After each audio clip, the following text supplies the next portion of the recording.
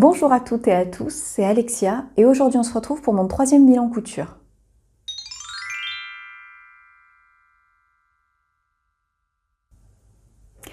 Alors, pour ce 3e bilan couture, je vais commencer par vous présenter des réalisations que j'ai faites durant le mois de février et le mois de mars, début mars. Et puis, par la suite, je vais vous présenter mes projets futurs et je vais finir en vous parlant des petites déconvenues que j'ai eues en lavant un tissu que j'ai acheté et que je vous ai présenté dans mon précédent haul. On ne sait jamais, ça peut vous être utile. Donc si jamais l'inviscose de Dries+Stoffen vous intéresse, allez voir ce que je raconte à la fin. Alors je vais commencer par prendre de nouvelles habitudes et m'inspirer donc des youtubeuses couture que je regarde très souvent et donc commencer par vous présenter ce que je porte très rapidement. Donc il s'agit de la robe Charlotte de Petit Patron que j'ai cousue l'an passé. C'est ma première réalisation avec un patron en fait. Donc voilà, pour moi c'est le premier vrai vêtement que j'ai cousu. Elle n'est pas parfaite, mais elle a une valeur sentimentale et je me sens très bien dedans. Maintenant que c'est fait, on va passer au premier projet qui est donc le body Saigon dans ce tissu blanc.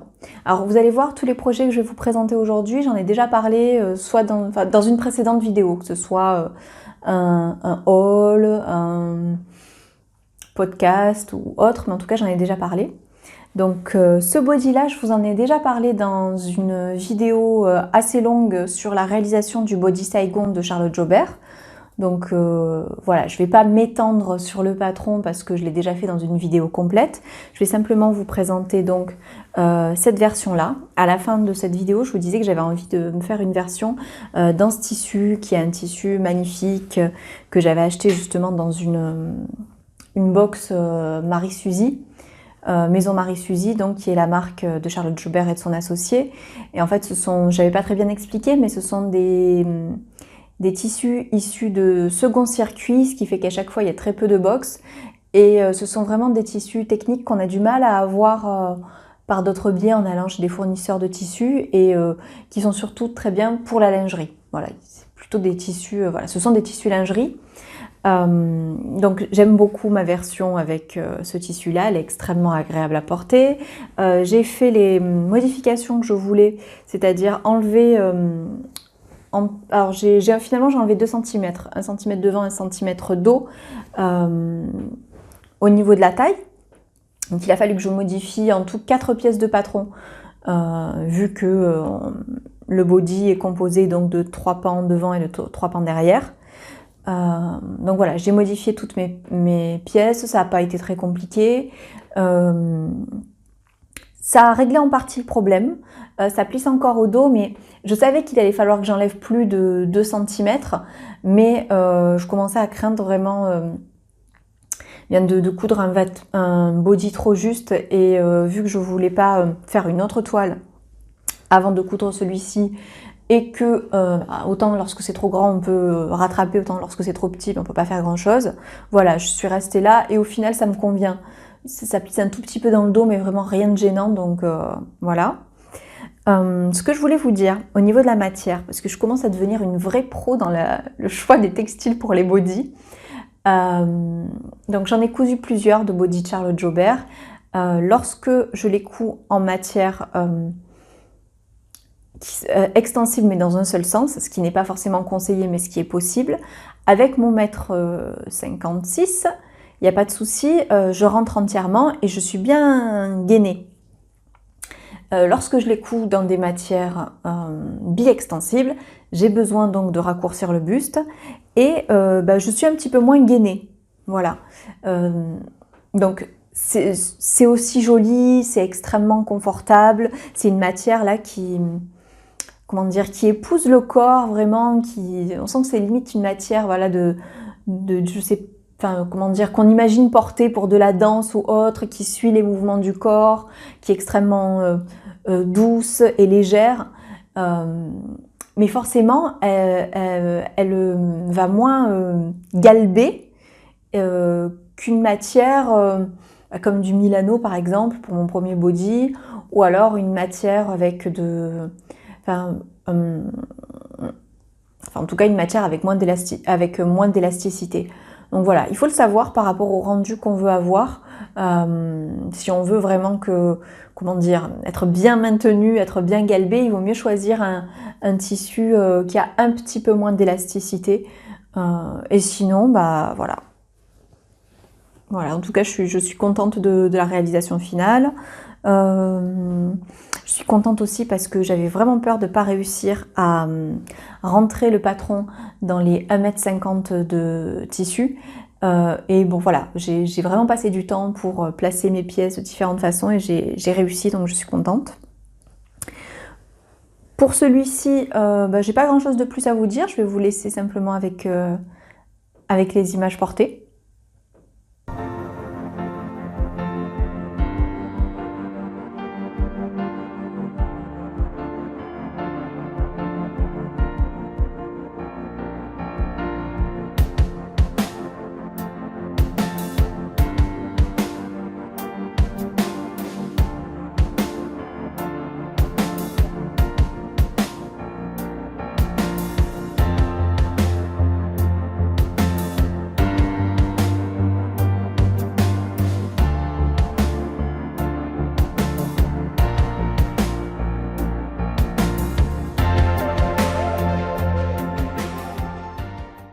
On va passer maintenant à ma deuxième réalisation qui est ma robe de Pax, donc celle dont je vous avais parlé dans ma vidéo projet pour le printemps 2021.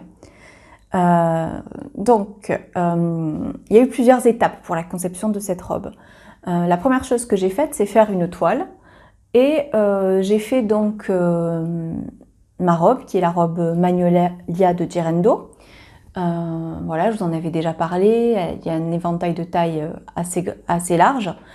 Et donc moi, je l'ai faite avec un 44 sur le haut. Et à partir de là, à partir vraiment de la taille, j'ai gradé pour un 42. Donc j'ai fait ma toile dans un drap parce que c'est un patron qui est très très très gourmand en version longue et avec des manches longues. Il faut 4 mètres de tissu. Voilà, j'avais pas envie d'acheter 4 mètres de tissu pour faire une toile. Donc j'ai pris un vieux drap. Voilà ce que ça donne. Cette toile m'a permis en fait de voir différents problèmes. Elle m'a permis surtout de me rendre compte que au niveau de l'emmanchure, les emmanchures ici arrivaient beaucoup trop basses et j'étais gênée en fait. J'étais gênée en levant les bras et ça me plaisait pas. Sinon, bon, les manches définitivement ne me plaisaient pas beaucoup. J'avais pas envie de manches longues tout simplement et ça m'a confortée dans mon idée. Et puis sinon, voilà, rien de spécial, hein, ça m'a permis de me familiariser avec le montage. Et voilà. Alors ce qui m'embêtait aussi un petit peu, c'est que ça plisse sur le devant. Comme je voulais régler le problème de ces emmanchures trop basses, je suis allée sur le net, j'ai cherché ce qui pouvait poser problème et ce qui pouvait créer voilà, ce problème, cette gêne au niveau des emmanchures, et j'ai vu que ça pouvait venir en fait d'un besoin d'ajustement au niveau du buste. Il fallait que je raccourcisse le buste, mais au niveau de la ligne de poitrine. Et bon, ça me semblait logique parce que vu ma petite taille, ça me semblait quand même assez logique que j'ai besoin de faire un ajustement de taille. Alors j'avais déjà, dès ma première toile, enlevé 10 cm au bas de la jupe. Ça, je savais que j'allais en avoir besoin et c'est tombé parfaitement, donc c'est très bien. Par contre, pour le haut, c'est rare que je le fasse parce que très souvent, le volume de la poitrine compense un petit peu la grandeur du buste. Bon, là je l'ai fait donc, et j'imaginais que ça allait peut-être un petit peu régler aussi le problème de vêtements qui plissaient vers le bas. Donc, j'ai repris mon patron, j'ai fait cet ajustement. Je vous mettrai en barre d'infos le lien du blog qui m'a aidé pour faire cet ajustement, pour enlever le centimètre au niveau de la ligne de poitrine, parce que très souvent on vous apprend à rallonger ou à raccourcir un patron au niveau de la ligne de taille, mais alors au niveau de la ligne de poitrine on vous aide pas. Et donc voilà, j'ai mis quand même pas mal de temps à trouver, et j'ai trouvé un blog qui expliquait comment le faire sur une chemise, je crois, mais ça m'a bien aidé pour le faire sur ce modèle-là. Et ensuite, donc, je me suis attaquée au patronage des manches. Alors, je vous en avais parlé, j'avais très envie de faire des petites manches un petit peu bouffantes, avec un bracelet de manches et avec des petits nœuds au bout, en forme de goutte. L'idée du bracelet de manche avec une patte indéchirable sur des manches courtes, c'est quelque chose que j'avais vu sur une robe de Julie de Atelier Svilla, dans un de ses premiers podcasts. Mais bon, elle avait fait des simples liens pour finir le bracelet de manche. Et moi, j'avais vraiment envie de cette forme de goutte que j'avais déjà vu en fait sur le top Gilly dont je vous ai parlé dans ma précédente vidéo. Et voilà, c'est un petit détail qui me plaisait bien. Sauf que j'avais rien pour le faire, donc j'ai patronné ce petit bracelet de manche. Donc je l'ai fait une première fois, et ensuite j'ai cousu cette fois-ci que le haut de la robe. Donc je vais vous le mettre porté aussi, mais je vais vous montrer là aussi. Donc voilà ce que ça a donné. Alors cette fois-ci j'ai testé un biais que j'avais acheté, en fait je voulais pas montrer parce que je trouvais que la vidéo était déjà trop longue, mais j'avais acheté aussi un petit peu de mercerie sur Dressenstoffen juste pour voir ce que ça valait, et donc j'avais acheté du biais noir. Bon, alors ça va, hein, j'ai cousu sans souci, je m'en suis servi sans souci, mais on voit quand même que la qualité est moindre que le biais qu'on peut acheter par exemple chez Mondial Tissu. Et donc voilà, donc j'ai refait mon encolure. Là j'ai vu effectivement que je n'étais absolument pas gênée par les dessous de bras, donc à ce niveau-là ça allait. Et j'ai donc testé, donc seulement d'un côté, hein, parce que encore une fois c'est une toile, pas la peine de faire les deux. J'ai testé ma manche. Donc voilà ce que ça donne. Ah oui, ce que je ne vous ai pas dit aussi, c'est que pour faire cette petite manche, comment est-ce que je m'y suis prise? Donc j'ai pris d'abord cette toile, et puis j'ai tracé un trait bleu, je ne sais pas s'il se voit par ici, un trait bleu, voilà, à la hauteur où je voulais que les manches arrivent, je l'ai fait sur moi.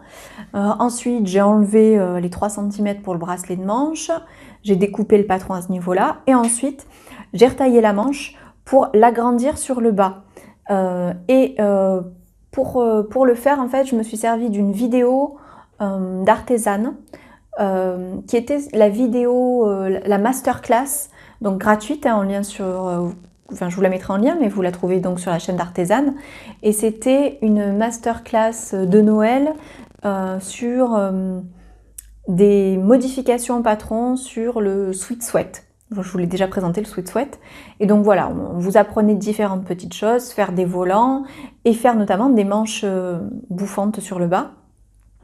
Je crois que ça s'appelle des manches bishop. Et voilà, il était bien spécifié que la technique restait la même pour le chaîne et trame et pour le tissu extensible.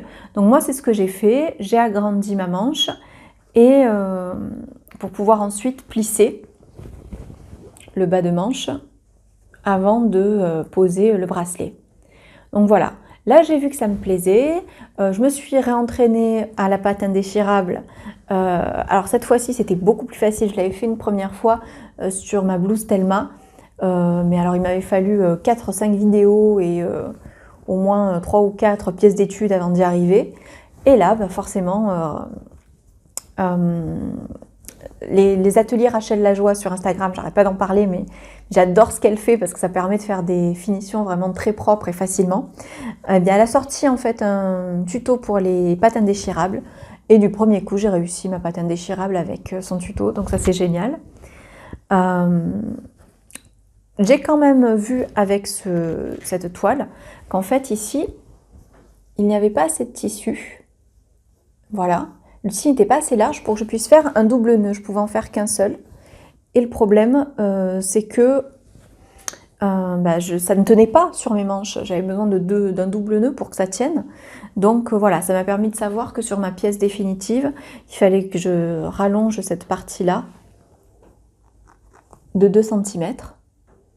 Bon, après pour la goutte, voilà, c'était assez simple. J'ai suivi la couture, voilà, je l'avais déjà faite pour le top Gilly. J'avais déjà vu à quoi ressemblait la pièce une fois patronnée.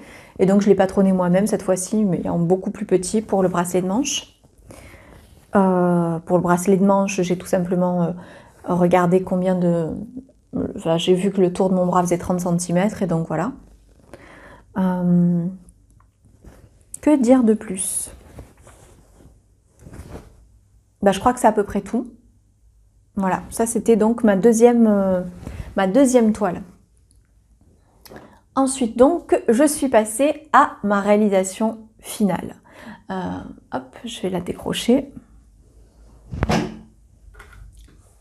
Ma réalisation finale dans mon tissu Pretty Mercerie.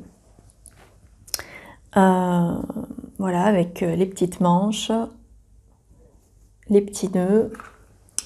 J'en suis contente et heureusement j'ai été aidée par le tuto de Bérangère de Couture et Paillettes qui a cousu la magnolia et doublé.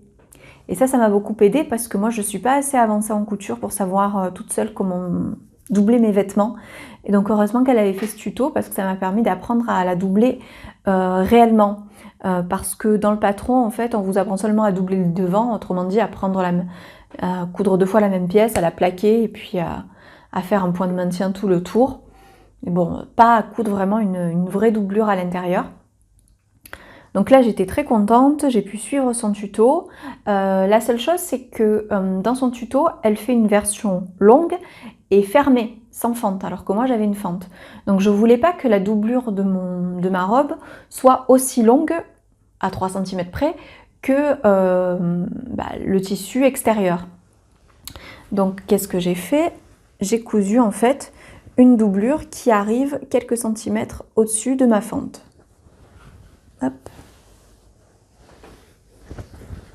Voilà. Donc elle est assez courte cette doublure, mais elle suffit en fait à cacher en gros mes fesses. Et donc finalement la robe, j'ai doublé le devant, le dos, la ceinture et j'ai fait cette petite jupette.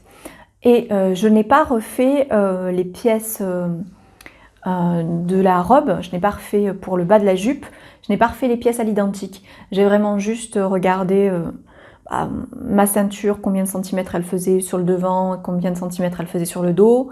J'ai dessiné un trapèze et voilà, ça m'a suffi pour doubler la jupe en tout cas.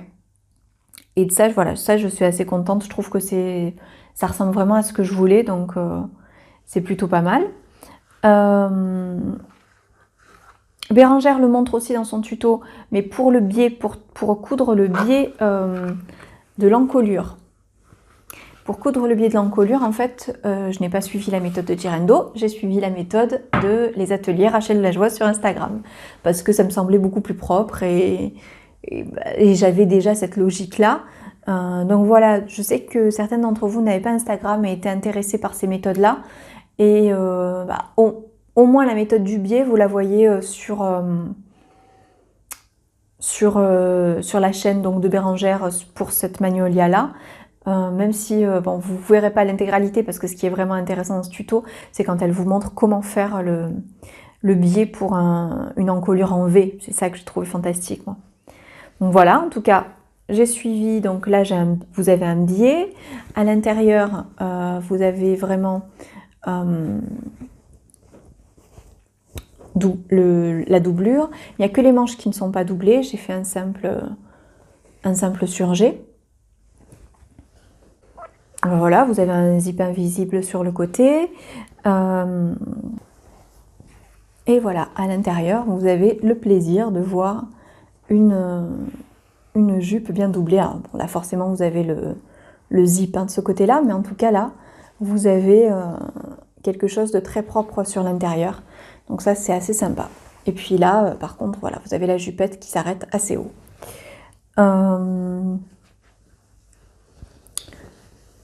Au niveau des manches, donc pour les petits nœuds, j'étais contente, ça c'était mieux avec les 2 cm ajoutés.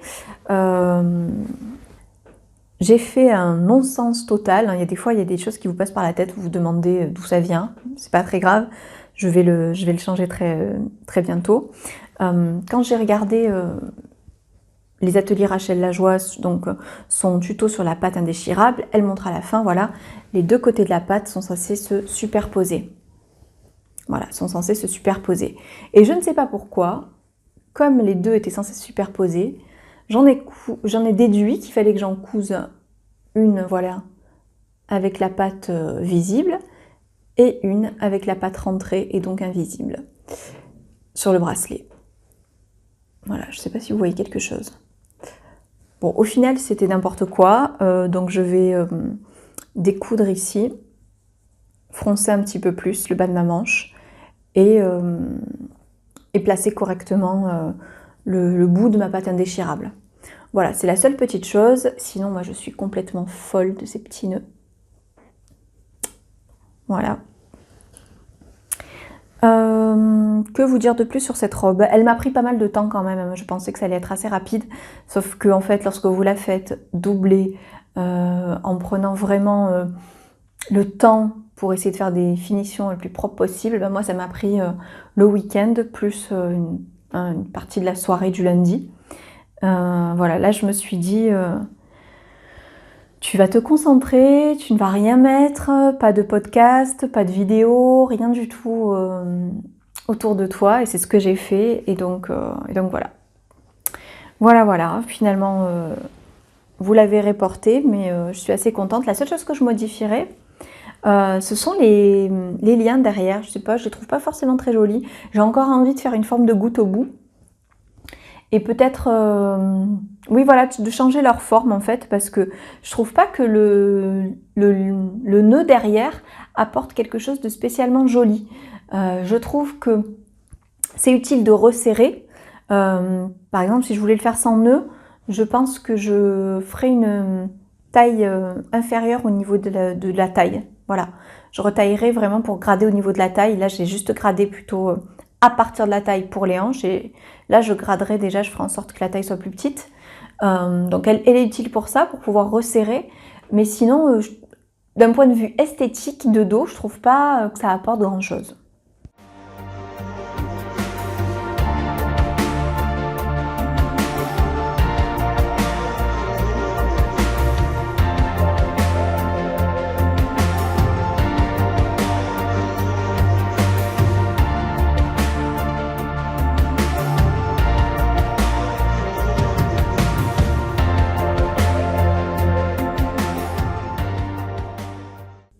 On va donc passer au prochain projet, qui est en fait un projet accessoire. Ce sont des petits chaussons. Alors, je ne suis pas habituée à coudre autre chose que des vêtements ou de la lingerie, mais il y a, le mois dernier, Artezane a fait une masterclass. Vous savez que j'adore les masterclass d'Artezane, parce que voilà, souvent on vous offre un patron gratuit, on vous met à disposition un live, donc vous pouvez revoir, mais vous pouvez suivre en direct, où vous cousez le patron avec la personne qui l'a créé, donc c'est vraiment super. Et donc là, on avait un live chaussons, petits chaussons. Donc voilà, je vous en montre un là, très rapidement. Et donc voilà, je me suis dit, bah tiens, c'est rapide, ça demande pas beaucoup de matière, ça demande que des chutes. Même si c'est pas quelque chose que je rêvais de coudre, je me suis dit, tu vas quand même le tenter. Et puis c'était fait par Charlotte Jobert, je crois que vous commencez à comprendre que j'aime beaucoup ce qu'elle fait au niveau des designs, et que j'aime beaucoup la suivre dans ses masterclass parce que je la trouve assez pédagogue. Donc voilà, j'ai tenté le petit chausson, et je pensais pas que j'allais autant les adorer, ces petits chaussons. En fait, je les adore parce que pour moi, ces petits chaussons, ce sont les chaussons parfaits pour la couturière. déjà de base, moi, j'aime marcher pieds nus, c'est ce que j'adore. Et donc, en hiver, je marche très souvent en chaussettes pour pas avoir froid aux pieds. Mais j'aime vraiment ne pas avoir la sensation du sol sous mes pieds et que mon pied ne soit pas entravé par une semelle trop rigide. Là, ce qui est fantastique, c'est que, étant donné que Charlotte Joubert voulait faire quelque chose qui soit comment dire, facilement accessible, donc que tout le monde puisse coudre avec ce qu'il a un petit peu à la maison et puis sans avoir besoin d'acheter de semelle parce que ça coûte cher, elle a eu l'idée en fait de remplacer la semelle par du bulle-gomme. Donc vous voyez, c'est cette matière de nappe plastique qui est un tout petit peu moelleuse et extrêmement souple. Donc bon, moi j'ai tenté, c'était très bien, j'ai demandé à ma mère de m'en ramener parce que je savais qu'elle en avait des morceaux mais qu'elle utilise pour, comment dire, pour les travaux, donc c'était parfait. J'ai utilisé encore des chutes, donc là il faut très peu de tissu, donc c'est une chute d'un costume de viking que j'avais cousu pour mon beau-fils. Et il faut que le tissu soit un petit peu extensible mais pas trop. Il faut, je crois, le mieux c'est 15% d'élasticité, mais si vous avez des tissus avec plus d'élasticité que vous voulez coudre des chaussons, dans la masterclass, Charlotte Joubert vous donne quelques conseils pour modifier, je crois, le patronage ou alors modifier les modifications, les finitions pour pouvoir le faire quand même. Et puis il fallait des petits morceaux, alors soit vous pouviez faire avec un colletage avec de la laminette, comme pour le body, soit vous pouviez placer alors soit de l'élastique à picot culotte, ou alors comme moi, hop, un biais à cheval. Voilà, un biais extensible, un élastique biais extensible. Et ce qui est pas mal aussi, c'est qu'en fait, il y a besoin de très peu d'élastique.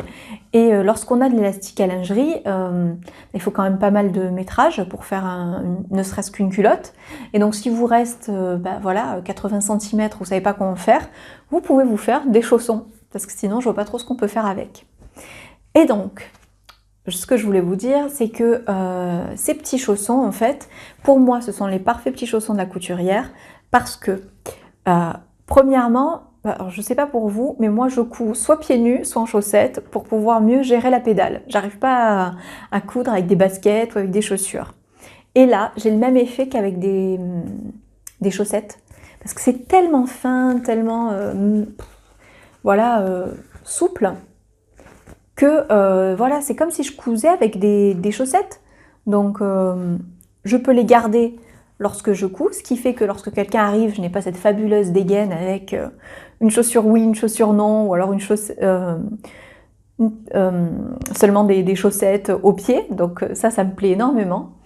Et puis, ce que j'aime aussi, c'est que, je pense que toutes les couturières le savent, on met des morceaux de fil et des morceaux de tissu partout sur le sol, et ensuite, quand on porte des chaussettes, ou même des chaussons, parce que j'avais aussi des chaussons qui ont cette même forme, un petit peu ballerine, à la maison. Et en fait, sous la semelle, vous ramassez tous les fils.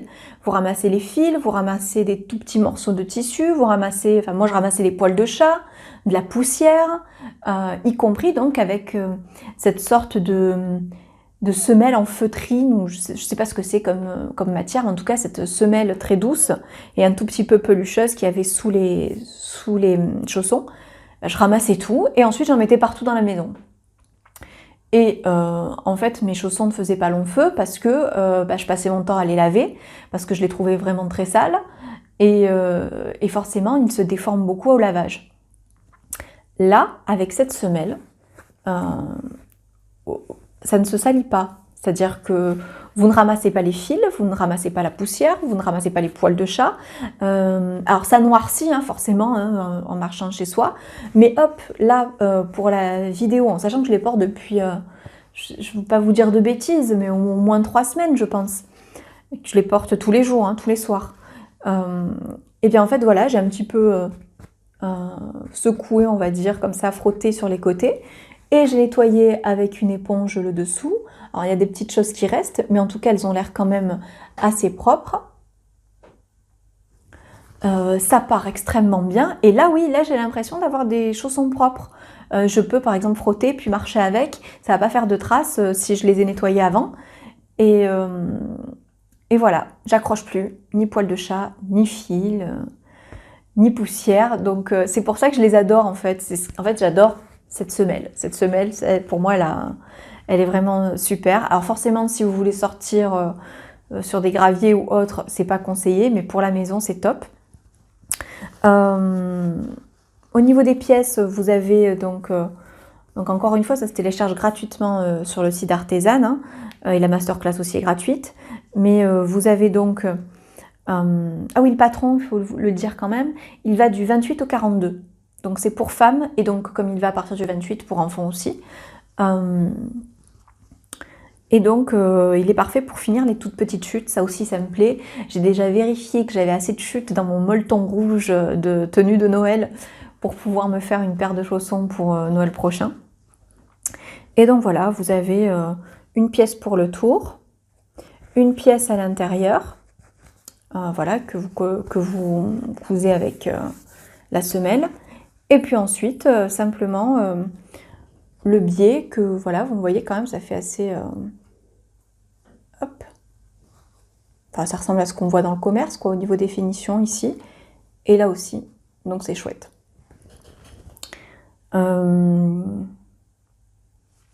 Je crois que je vous ai tout dit sur ces petits chaussons.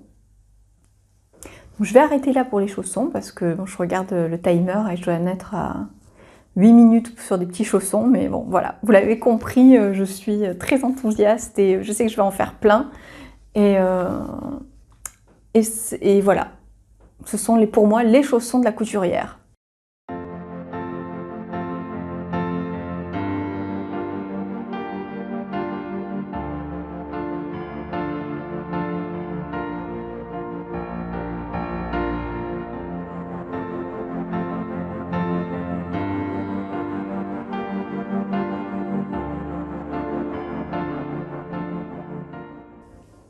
Alors je vais passer maintenant à la présentation de ma dernière réalisation, même s'il s'agit en fait de 2 pièces. Ce sont les pantalons Saiki que j'ai fait au mois de février.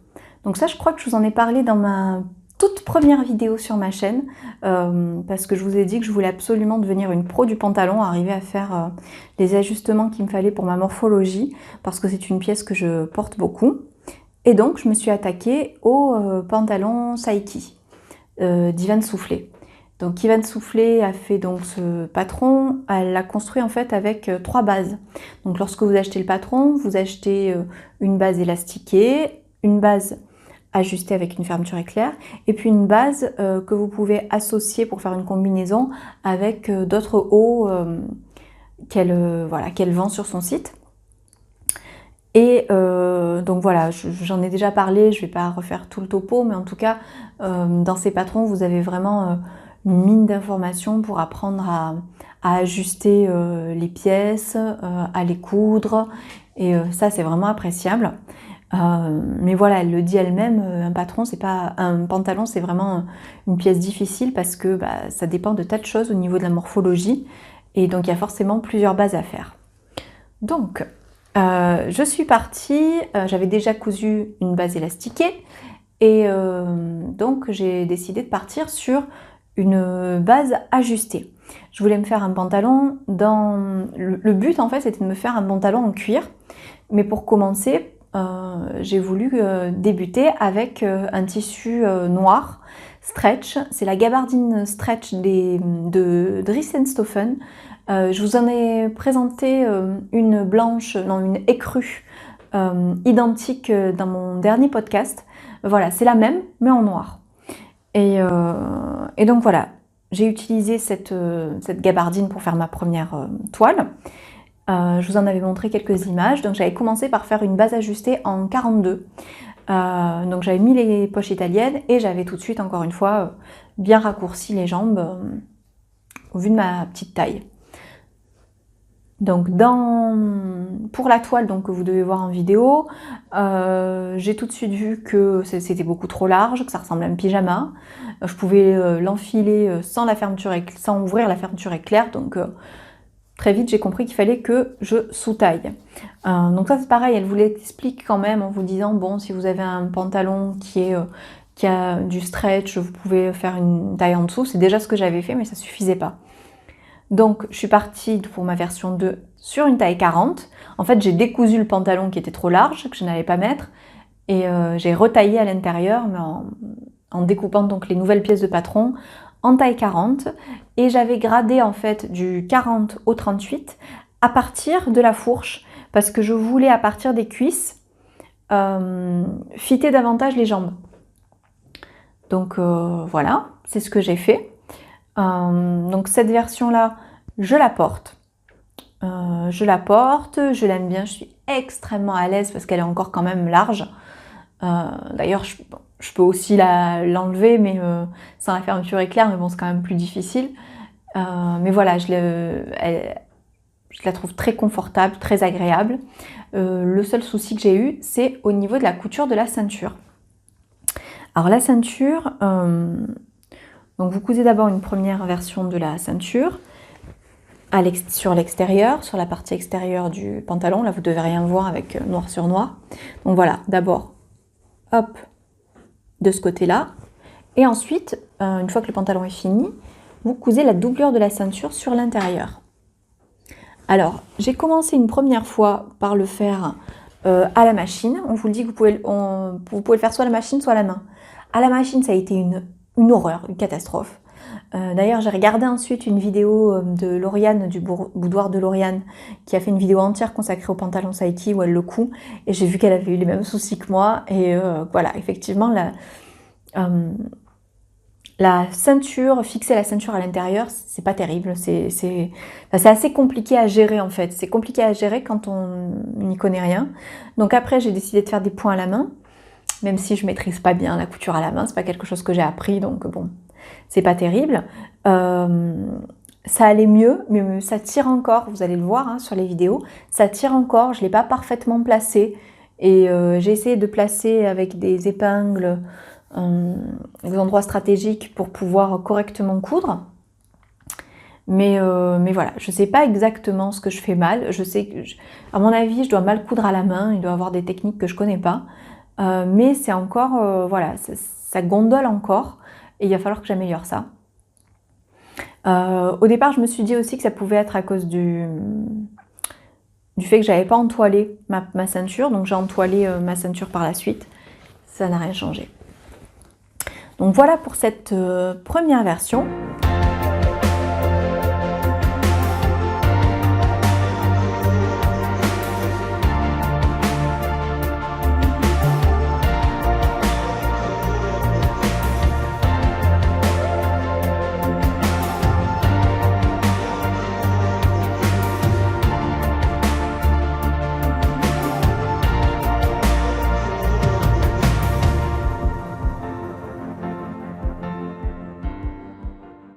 Et donc, une fois que cette version a été faite, j'ai décidé de m'attaquer à ma version en cuir, donc en simili cuir. Donc il s'agit d'un simili cuir que j'ai acheté chez Coupons de Saint-Pierre, et c'était les 3 mètres à 30 €.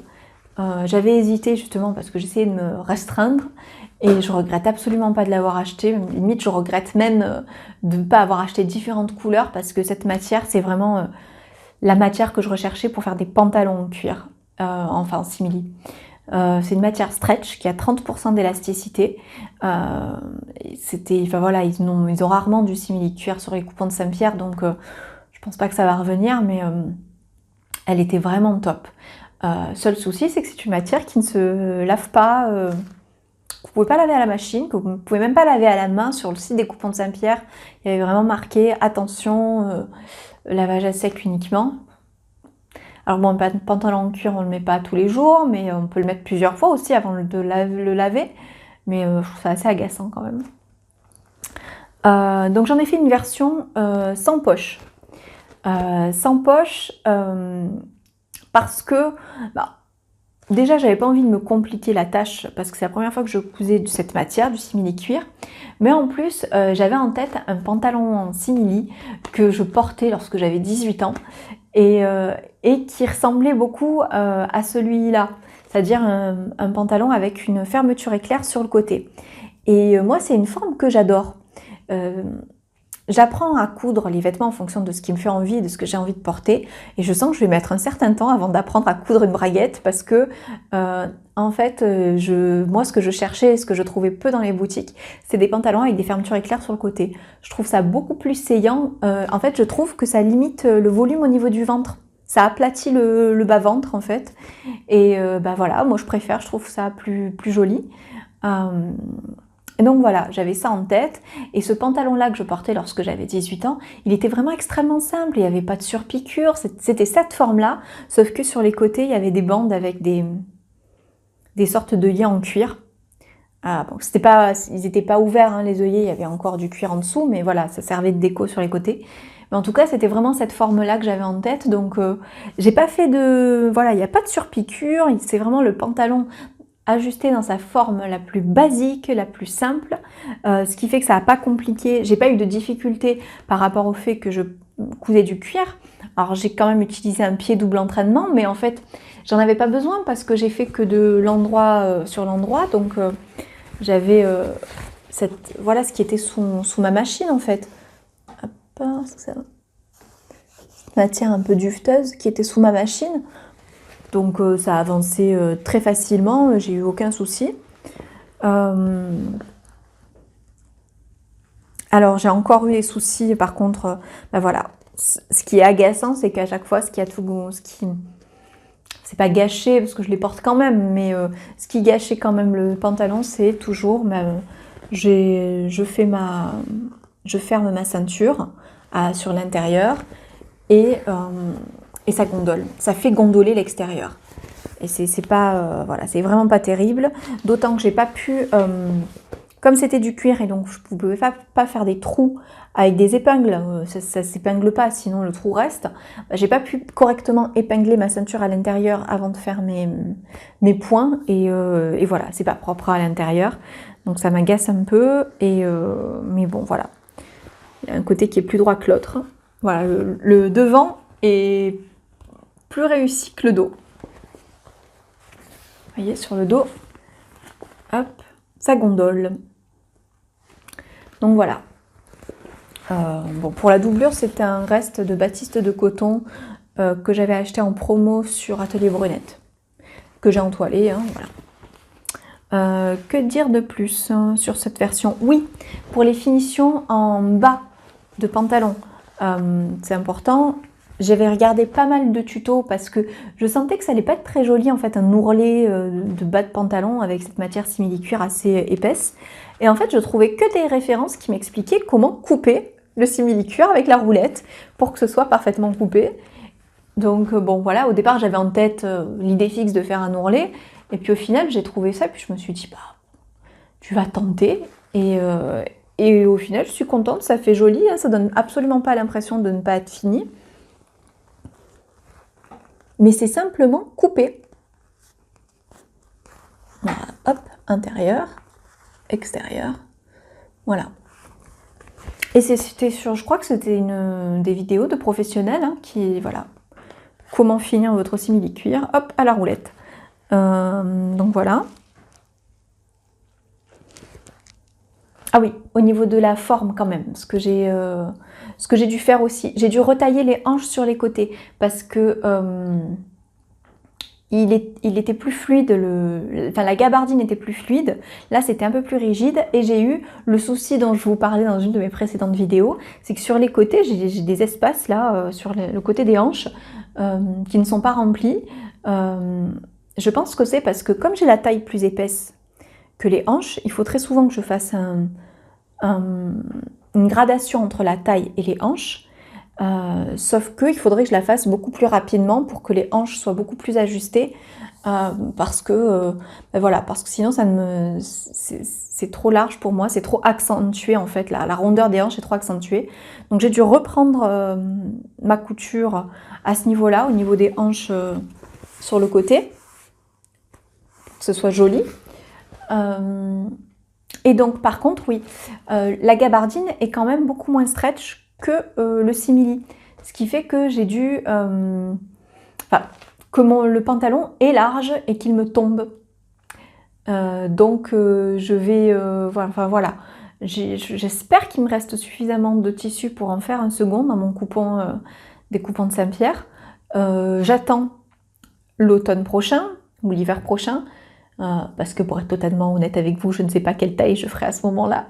Je suis, comment dire, je vais être honnête avec moi. Est-ce que je vais grossir, est-ce que je vais maigrir, j'en sais rien. Donc je préfère regarder mon tissu et me dire que l'été prochain, je pourrais me faire mon pantalon à ma taille, c'est ça qui est important. Et donc cette fois-ci, par contre, voilà, je ferai attention parce que, étant donné qu'il est encore plus stretch que la gabardine, je pense qu'il aurait fallu faire une taille en dessous, en tout cas au niveau de la taille et des hanches, parce que là, c'est beaucoup trop large au niveau de la taille et des hanches. Autre modification à faire.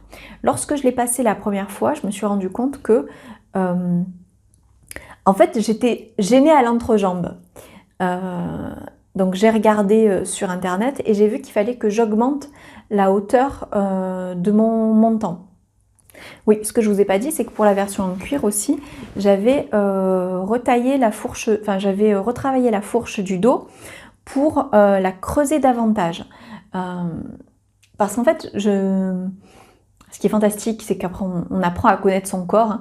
Le problème, ce n'est pas forcément que j'ai des fesses très bombées, mais j'ai des fesses basses, si vous voulez. Donc elles sont plates sur le haut et puis elles sont basses, ce qui fait que j'avais besoin d'agrandir la fourche, vraiment l'arrondi de la fourche. Voilà, il a fallu que je le creuse parce que je voulais éviter les plis derrière les cuisses. J'avais énormément de plis sur les cuisses avec la version en gabardine. Donc voilà, c'est ce que j'ai fait pour la version cuir. J'ai agrandi la fourche, ce qui fait que j'ai moins de plis. J'ai des plis, hein, mais j'en ai peut-être un peu moins. Mais ça ne va toujours pas. Donc j'ai la sensation qu'il faut que j'augmente le montant devant parce que je suis gênée à l'entrejambe. Et en fait, je m'en suis rendu compte parce que j'éprouve le besoin en fait de tirer vers le bas le pantalon pour le mettre sur les hanches pour pas être gênée à l'entrejambe. Alors du coup, j'ai des plis un petit peu sur le côté. Voilà, je trouve que c'est pas... J'ai toujours pas trouvé la forme idéale pour mon pantalon, donc je pense que je vais faire ça. La prochaine version, j'augmente la hauteur du montant, je fais une taille en moins, et voilà, notamment, je fais une taille en moins en tout cas au niveau de la taille et des hanches.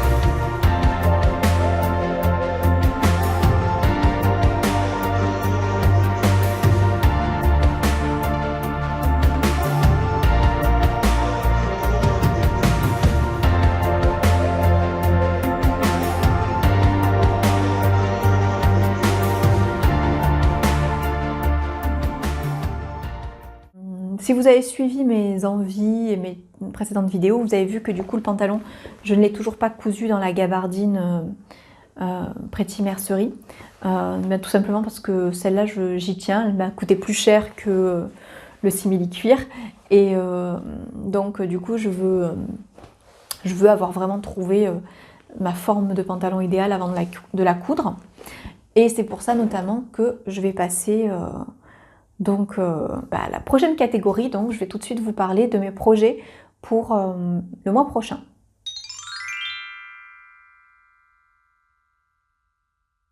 Alors, qu'est-ce que je prévois de faire pour le mois prochain?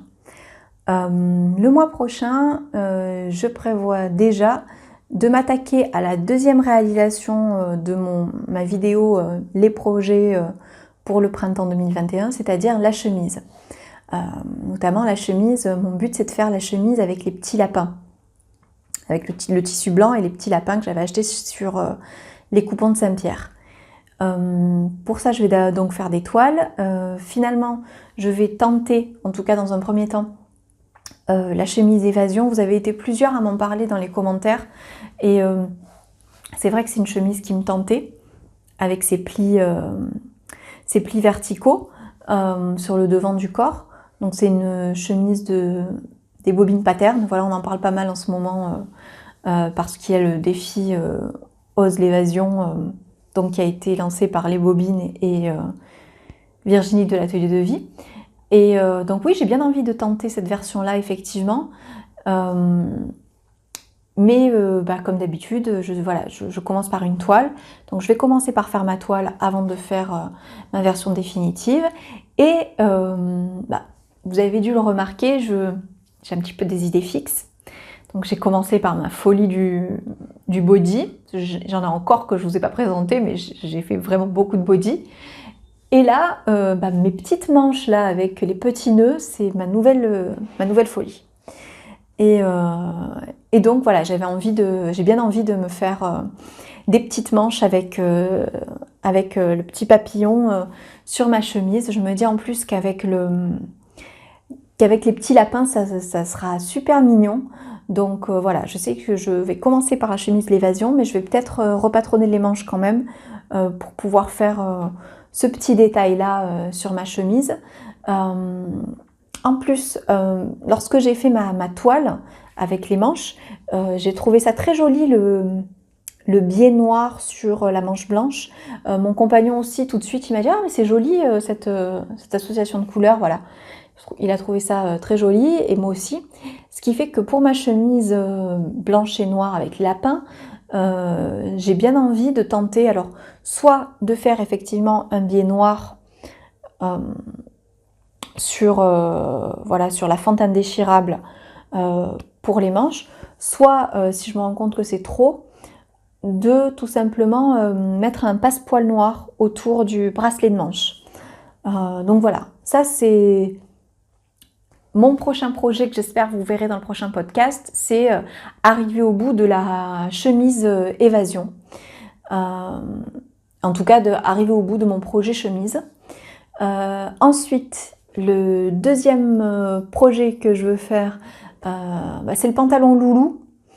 Je vous en ai parlé dans ma précédente vidéo. Je continue donc ma recherche du pantalon idéal. Et donc ça par contre, j'ai pas encore décidé. Est-ce que je m'attaque à ce patron dans le tissu jaune que je vous ai présenté dans mon précédent haul, ou bien dans la gabardine écrue. Ça, j'ai pas encore décidé, mais en tout cas, voilà, j'aimerais bien faire au moins une version de loulou du pantalon. Et puis, j'ai très envie de me coudre une combinaison. Et alors, j'ai passé des soirées à scroller sur mon téléphone pour trouver un patron de combinaison qui me convienne, qui me plaise. Et en fait, j'ai décidé de me coudre le patron Mina de Clématis Pattern. Voilà. Et je vais le coudre dans le tissu à rayures que je vous ai présenté dans mon haul. Donc voilà. Et puis, donc voilà, ça ce sont mes 3 projets, et j'aurai peut-être aussi encore un petit projet accessoire à vous présenter. En fait, c'est un petit quelque chose que je veux coudre pour ma grand-mère, parce que ma grand-mère, quand elle a mal à la tête, elle se met, je sais plus ce qu'elle se met, de l'alcool, du Santhol, enfin je sais pas ce qu'elle fabrique, mais elle se met un produit dans une serviette qu'elle entoure autour de sa tête quand elle a mal à la tête. Et le problème, c'est que elle se met une serviette autour de sa tête qui tient mal, c'est n'importe quoi. Donc ma mère me dit, il faudrait peut-être lui faire un calot, comme dans Grey's Anatomy, pour qu'elle puisse mettre son produit sur le calot et ensuite se le mettre sur la tête. Et donc j'ai regardé un petit peu sur le net, et j'ai vu que Maison Fauve avait proposé gratuitement un patron de calot, qu'ils ont appelé le calot d'Erec. On comprend la référence. Et donc voilà, le patron d'Erec, et ils ont fait en plus une petite vidéo avec un pas à pas pour le coudre. Donc voilà, c'est un petit petit objet que j'aimerais, petit accessoire que j'aimerais faire pour ma grand-mère. Voilà. Et puis maintenant, je vais passer à la dernière partie de la vidéo. Je vais vous raconter mes malheurs un petit peu avec le tissu.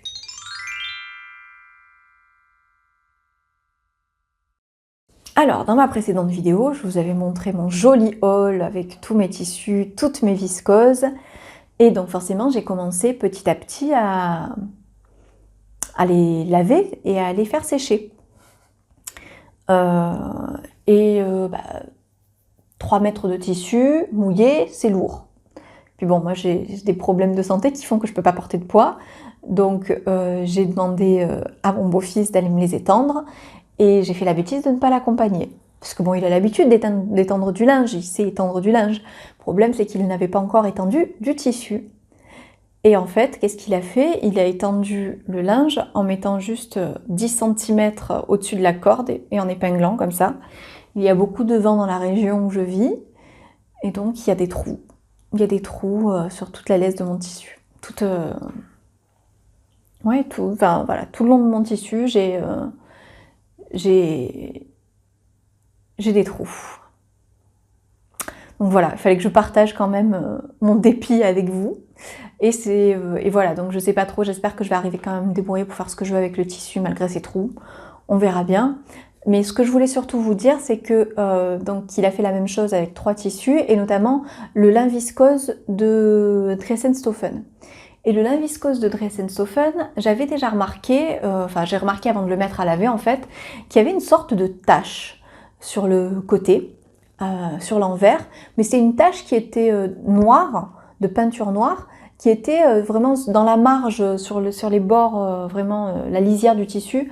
Donc j'étais pas, voilà, je me suis dit, c'est pas grave, de toute façon le bord du tissu on l'utilise jamais puisqu'il y a des petits trous, donc c'est pas très grave. Et en fait, sur ce lin viscose, le lin viscose est blanc et il y a une impression, une sorte de couche de peinture, je sais pas ce que c'est, mais bon, une sorte de couche de peinture sur le dessus pour faire les rayures noires. Et en fait, les épingles ont enlevé, comme gratté, des petits trous de peinture noire. Ce qui fait que sur les bandes noires, j'ai un petit peu de peinture qui s'est enlevée, on voit le blanc en dessous. Donc bon, c'est un tissu que j'avais payé en 4,99 €. Bon voilà, on va dire 5 € le mètre. Hein. Donc c'est pas un drame, mais comparé à d'autres tissus, quelquefois, qu'on peut avoir sur les coupons de Saint-Pierre, qu'on paye à 15 € les 3 mètres, ça revient au même. Celui-là, voilà, là, j'ai été un petit peu déçue. Bon. Après, c'est un détail, mais voilà, comme je sais que quelquefois, on aime bien avoir un maximum d'infos sur les tissus avant de les commander, je voulais quand même vous en parler tout simplement. C'est la fin de mon bilan couture, j'espère qu'il vous aura plu, que vous aurez passé un bon moment avec moi. Je vous dis à très bientôt, en commentaire, pourquoi pas, j'adore papoter avec vous en commentaire.